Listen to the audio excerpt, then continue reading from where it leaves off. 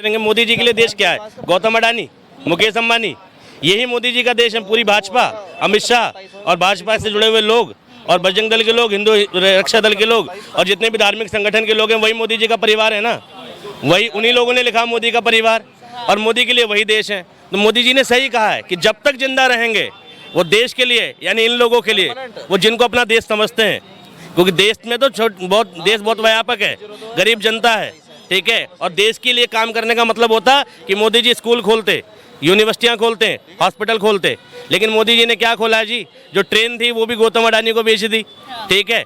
तो भैया किसके लिए काम कर रहे हो? देश के लिए, और देश क्या है? उनके लिए गौतम अडानी।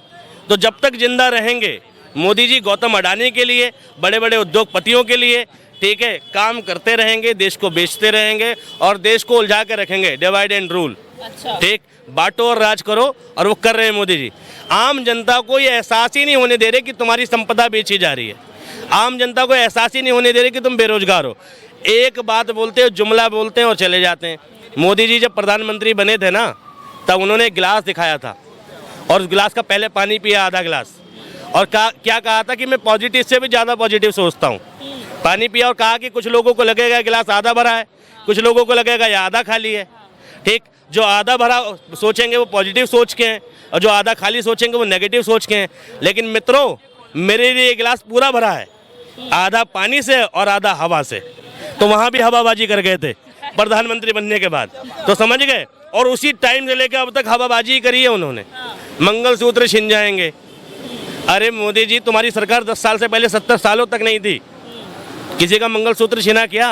तुमने जरूर छीन लिया किसी का। किसी को मंगलसूत्र पहनने का भी हक नहीं दिया, तुमने जरूर किया अपनी वाइफ के साथ में, बाकी की छोड़ो, ठीक है। तो वो आदमी देशभक्ति सिखा रहा है, जिसके लिए देश जो है चंद उद्योगपति लोग हैं, वो आदमी देश के बारे में समझा रहा है जो देश को जानता तक नहीं है। हाँ, मोदी जी बातों के कलाकार हैं, सपने बेचने के कलाकार हैं, क्योंकि गुजरात से आते हैं और गुजरात में सेल्स मैनिंग का हुनर जाना जाता है कि किसी को कुछ भी चेप दो। और मोदी जी इस बार चेप ही रहे हैं, हर बार चेप रहे हैं, लेकिन ज़्यादा दिन तक चालाकी चलेगी नहीं। तो इस बार मोदी जी जा रहे हैं, 100% जा रहे हैं, क्योंकि 15 साल वाला 25 साल का और 25 साल वाला 35 साल का है, उसको कमा के खाना है, और मोदी जी तुम्हें उसे जवाब देना पड़ेगा। अब तो ये भी बोल रहे हैं कि अगर आपके पास 2 भैंसें होंगी तो उसमें से एक भैंस कांग्रेस ले ले। यानी मोदी जी जानते हैं कि कांग्रेस की वजह से 2 भैंसें थी, है ना। ये जानते हैं कांग्रेस की वजह से 2 भैंसें थी और कांग्रेस एक भैंस ले लेगी। वो 2 भैंसे में से एक भैंस जरूर ले लेगी। कांग्रेस किसकी लेगी?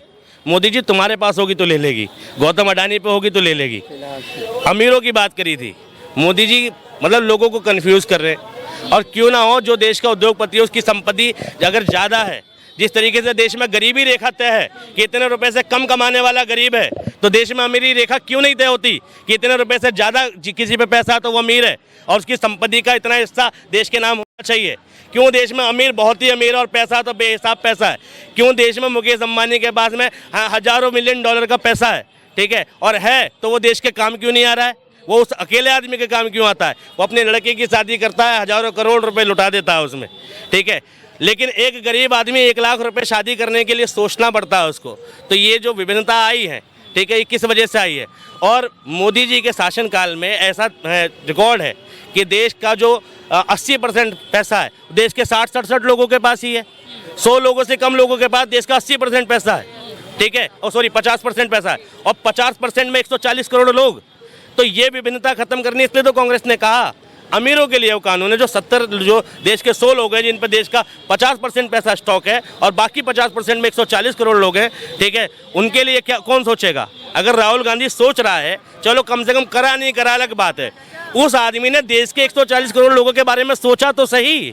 और मोदी जी उस सोच को भी गलत तरीके से रिप्रेजेंट कर रहे हैं। तो मोदी जी ये अमित शाह जी से पूछें, क्रेडिबिलिटी पूछते हैं राहुल गांधी की क्या क्रेडिबिलिटी है कि भाई वो देश का प्रधानमंत्री बनने लायक नहीं है, सोच छोटी है। ये अमित शाह का बेटा जय शाह, क्या क्रेडिबिलिटी है उसकी? बताओ मुझे। BCCI का सचिव बना है, उसको कांग्रेचुलेशन बोलना नहीं आता। उसका वीडियो देखना, वो कांग्रेचुलेशन बोलने में 2 बार रुका है। उसको ढंग से चलना नहीं आता, पब्लिक फेस करनी नहीं आती, ठीक है, इंट्रोडक्शन देना नहीं आता, लेकिन वो महासचिव है, ठीक है, क्रिकेट का सचिव है। नहीं, उसकी योग्यता के बारे में भाजपा वाले नहीं पूछेंगे, ठीक है, लेकिन राहुल गांधी की योग्यता पूछेंगे। राहुल गांधी भाई ब्लैक बेल्ट है, ठीक है, और स्विमिंग कर लेता है। पता है तुम्हें? मोदी जी करके दिखाएं। एक आदमी मोदी जी का वीडियो दिखा रहा था, मोदी जी ने कहा था यहाँ ज्योतिर्लिंग है, यहाँ ये भगवान है, वो भगवान है, कुछ अच्छी संस्कृत बोल रहे थे। और उसमें क्या लिखा था?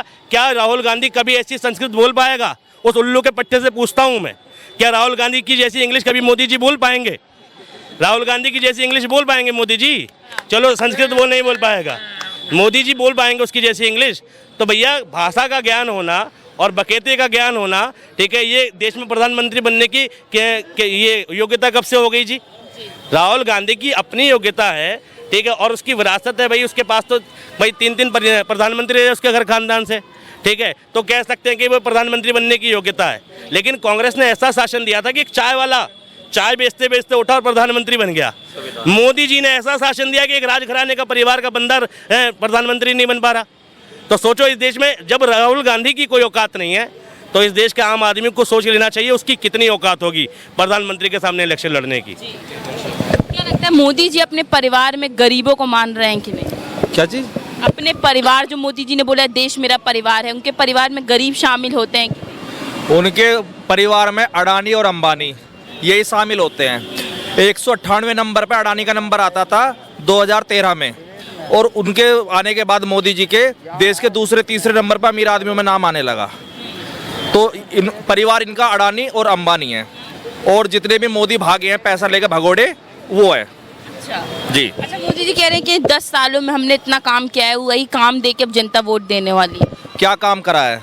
10 काम बता दो, ज़्यादा नहीं 10 काम बता दो। गाजियाबाद, नवेड़ा, हरियाणा, पंजाब, आसपास भी 5-6 मेडिकल हॉस्पिटल दिखा दो, जैसे एम्स है, सफदरजंग है, इतने बड़े हॉस्पिटल दिखा दो। क्या काम करा इन्होंने? कहते हैं कि हमने तो पूरा रूप बदल दिया है, देश का विकास हो।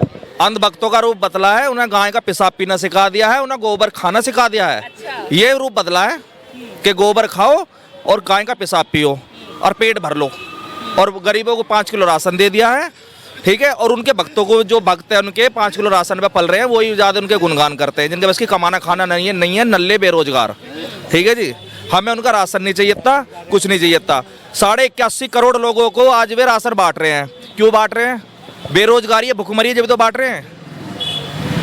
अच्छा, मोदी जी तो बोल रहे हैं कि हम आएंगे सत्ता में तो मुफ्त का राशन देते रहेंगे जनता को। वे बहुत बेशरम है मोदी जी, उन्हें शर्म नहीं आती। अब भी मुफ्त की बात कर रहे हैं। क्यों दे रहे हैं? हमें मुफ्त हमें नहीं चाहिए, हमें रोजगार चाहिए, शिक्षा चाहिए, स्वास्थ्य चाहिए। वो तो कह रहे हैं हम गरीबों का सोचते हैं इसीलिए दे। क्यों दे रहे हैं? रोजगार दो ना। 5 किलो राशन में क्या होता है? इंसानों को घर नहीं चाहिए, कपड़ा नहीं चाहिए, बच्चों को स्वास्थ्य नहीं चाहिए, शिक्षा नहीं चाहिए, क्या नहीं चाहिए बच्चों को? बताइए आप।